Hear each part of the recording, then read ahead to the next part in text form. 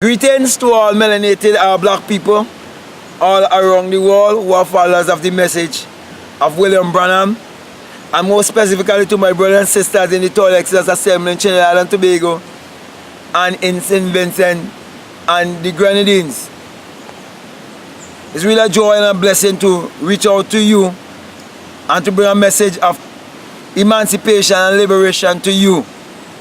I know everyone will not accept what I'm saying, but I know that this truth will resonate with those who is destined to go higher, those who want to go beyond programs and rituals and forms and just settling for church clothes and a church life, those who are honest and true, and those who are feeling within themselves something is really missing, those who are not just settling for some nice songs and some nice music, and those who will not just settle to say, you know, I love how the brothers and the sisters in the Texas Assembly in Trinidad, how they just worship and how they just sing and they have such lovely songs and it just inspire me.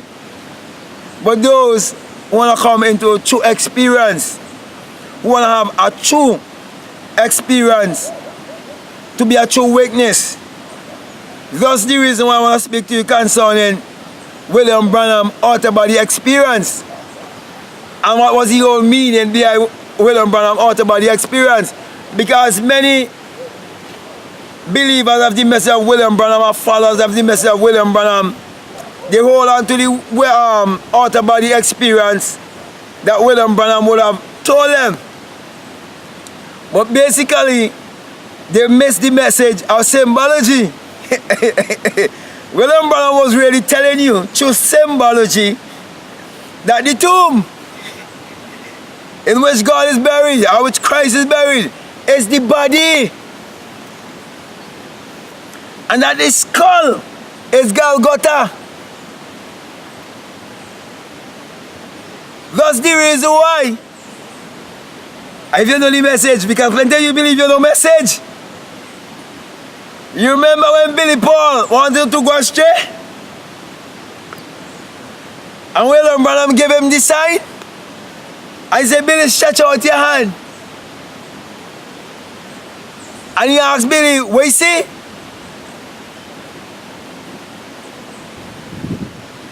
And he tell him, one way is leading a certain way, and another way is leading a certain way. What's the sign of the ankh? Now the cross you think where you believe it to be, my friends.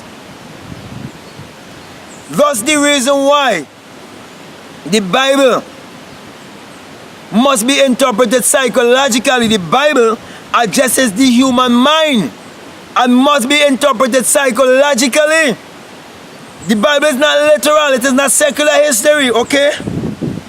You want to disbelieve me? Tell me one thing that was done in the Bible, whether good or evil, that wasn't false or thought, and that wasn't false psychological. Tell me. Or tell me, when the Bible says in St. John 1 and verses 3, without him, there isn't anything made that was made, and all things was made by him. Tell me of one thing that was made in this world that wasn't false imagined, or one thing that ever going to be made that must not false be imagined. And I show you that when it speaks about he, it is speaking of a personification. It is a personification of your own human imagination. Also in Malachi 4 and 2, it says that the Son, S-U-N, of righteousness, shall arise with healing in his wings. Speaking of the Son, it is spelled S-U-N, and he's saying his, as if it's speaking about a person.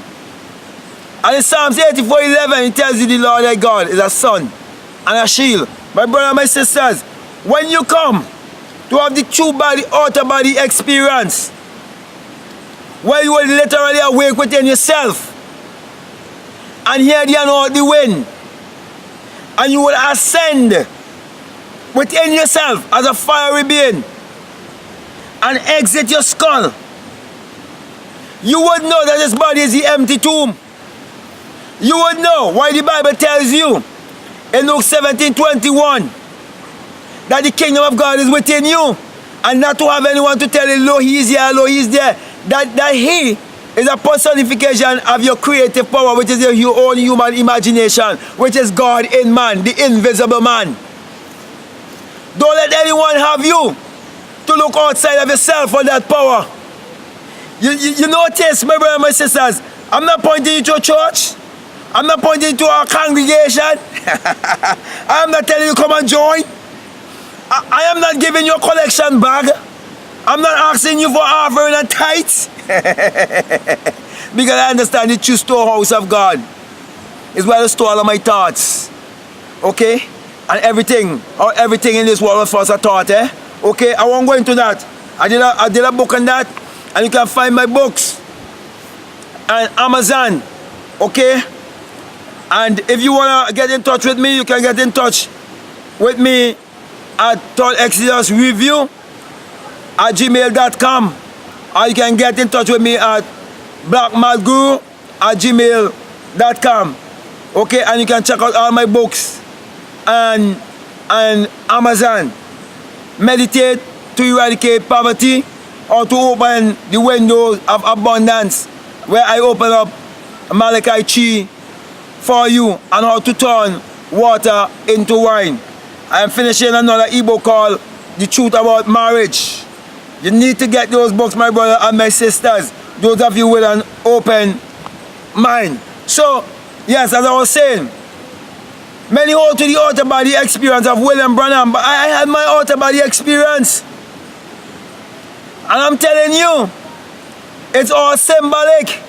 That is why it tells you in Isaiah 7:14 that, behold, I give to you a sign. A virgin shall conceive, and you think it's talking about a literal woman that will bring a literal child from down below. It is the out-of-body experience it's speaking about. It is the new birth it is speaking about. It is the birth from the skull. It is the birth from above. And it is right in St. John chapter 3. You must be born again. I won't go into it. I have a book called The Secret Vagina. I haven't quite finished it yet. That's coming for you too, my brothers and sisters. Those of you who are humble enough to learn, to come up higher. Let's come up a little higher.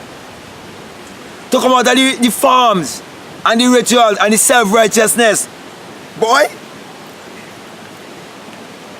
when you get among message believers, you know, everybody is doomed for hell, you know. My brothers, so much of you are taken up in self-righteousness and forget there's only one power. Before you can put on your clothes and go to church, it has to first be a thought. And before a man can kill another, it has to first be a thought. There's only one power.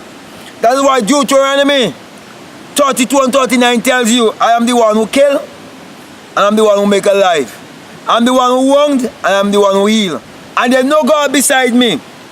Isaiah 45 and verses 7, as a matter of fact, from 5 to 7, tells you this, that I'm God and there's no other.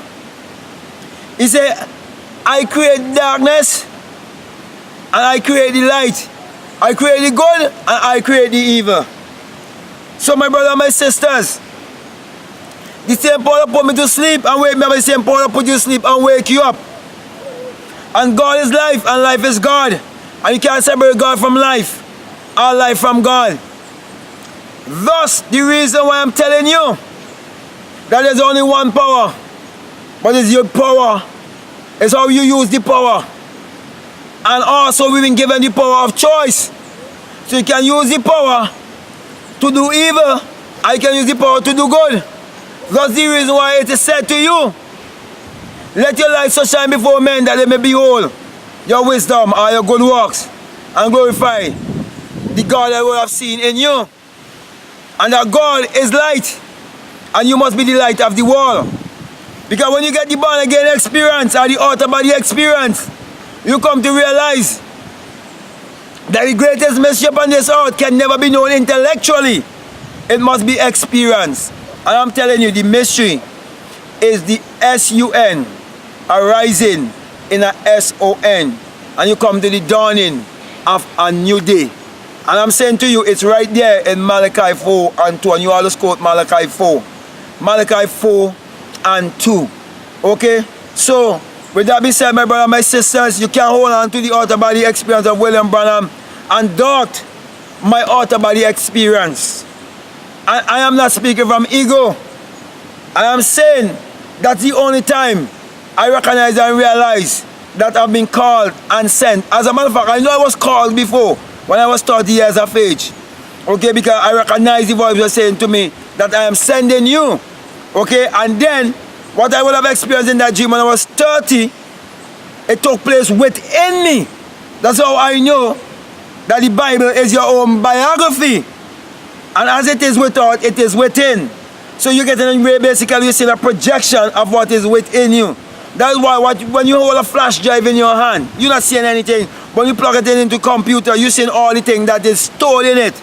And the Bible tells you in Ecclesiastes, I can't bring the exact chapter right now and verse, but I'll find it. I can't remember if it's in 3:11 or something like that. I think it's 3:11.